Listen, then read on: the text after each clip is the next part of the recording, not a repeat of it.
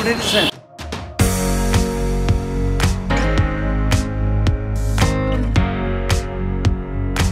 হ্যাঁ চলে যান, হ্যাঁ ওঠা।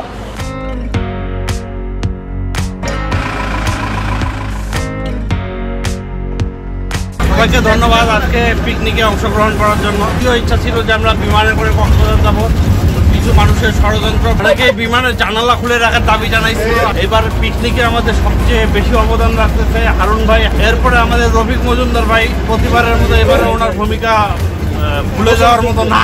ইতিহাসে সর্বোচ্চ টিকিট দেওয়া হয়েছে 10টা। আমার খুব ভালো লাগতেছে, কিন্তু একটু ঠান্ডা লাগতেছে। এবার আমাদের বিপ্লব দীক্ষিত ভাই আমাদের আলোচিত ফটোগ্রাফার। আমার বলার কিছু নাই, আমারও বলার কিছু নেই ভাই। গত বছর যে বিয়েটা করছিলাম ওটা এই বছর ক্যান্সেল হয়েছে, এই জন্য বিস্তারিত কিছু বলতে পারতেছি না।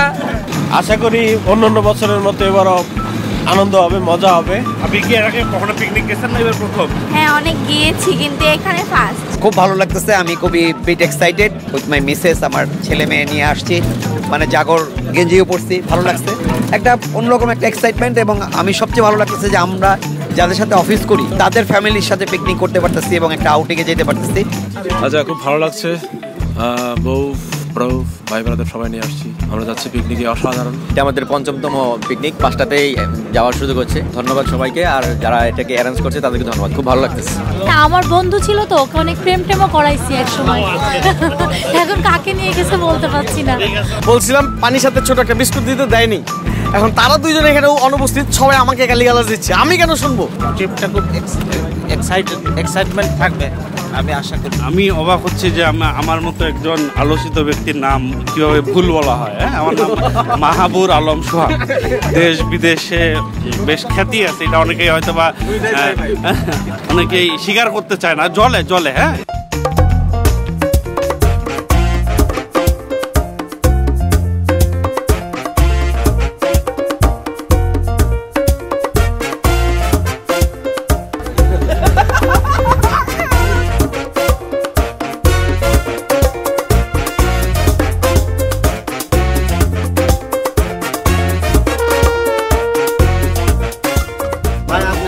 জামাই আপনি বসেন, আপনি আমার দুলাভাই বইয়েন, মনে আছে পাশে বইয়েন।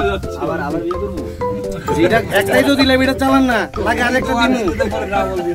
এই জাতির মধ্যে যদি কেউ গুণা না করতো, আমি পুরা জাতিকে ধ্বংস করে দিতাম, দিয়ে আবার নতুন করে আরেকটা জাতি সৃষ্টি করতাম।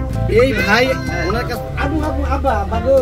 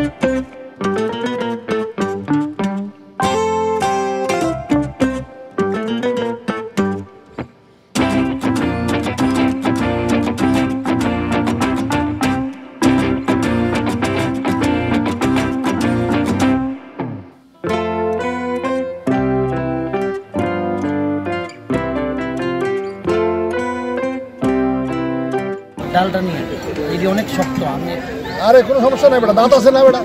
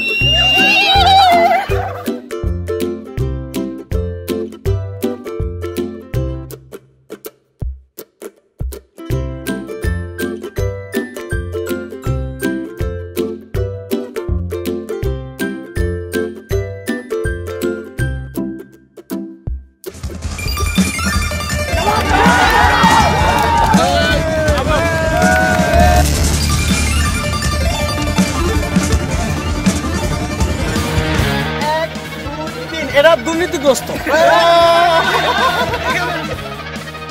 ভাই আপনারা কি জিতবেন? অবশ্যই, কি বলেন, আমরা গতবার আনবেটেন চ্যাম্পিয়ন। আমি বলতে চাচ্ছি এবার 10টা টিকিট আগামীবার 20টাই না দেব।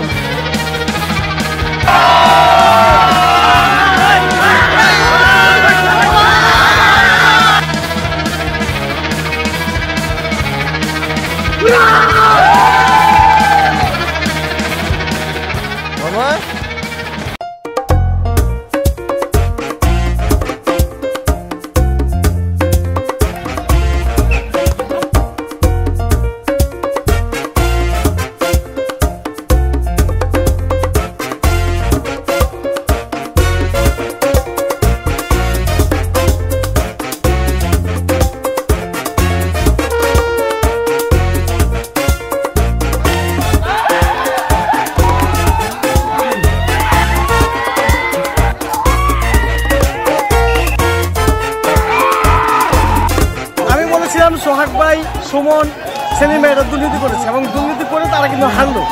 দুর্নীতির ফল পাওয়া যায় কিন্তু, এবং হারছে, টাই ব্রেকারে হারছে।